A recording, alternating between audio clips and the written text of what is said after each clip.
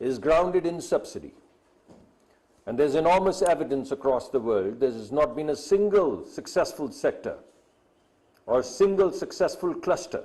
The entire sector would be challenged to build itself based upon innovation, human ingenuity, new technology, new business models, and tacit knowledge systems which are essential for a nation to move forward. So this is the second part of our vision.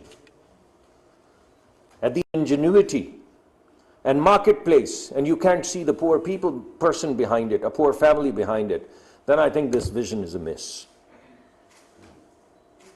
So energize the poor people of Pakistan so they can be productive members of the society, of the workforce, take care of their children, and take care of their aging parents, and continue towards the pathway to prosperity. That's our vision. What is the problem? If the vision is as clear, and I don't believe this is only my vision, or people before me didn't have this vision, or it's not shared by the House, and I'd be open to the questions and you can tell me, well, here are a few additional components to this vision.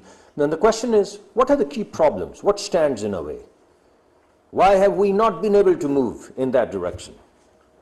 So I would present to you three key problems in the energy sector right now. The first and the foremost problem is the problem of availability.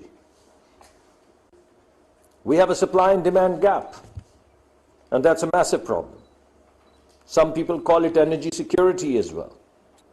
But at the end of the day, it's the requirement of the country, the energy requirements of the country, which are suspect. And because they are suspect, therefore many people call them security issue, other people call them availability issue. But the bottom line is that our needs are not met with the supplies that we have. And that's a problem. The second problem that we're having is the problem of affordability. Even if we were able to make the energy available, the cost at which we can make the energy available, or the tariff at which we can make the energy available to the people of Pakistan and to the industrial sector of Pakistan, it's not affordable. People can't buy it. How good is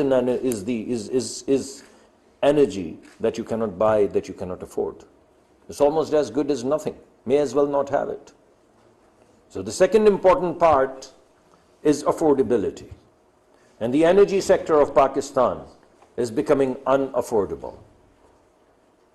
And it's becoming unaffordable nearly by all. But the most important component here is that poor people for sure, and I would present a case to you, cannot afford energy at this price, at this cost. And that's a major problem. And the third problem that we are having is the problem of sustainability. And in sustainability, we have two kinds of problems. We have the long-term sustainability or the climate sustainability. We've just seen what happens when you muck around with nature. You know, there was a professor, it's my favorite thing that I always say, that there was a professor, he was writing and the chalk fell from his hand.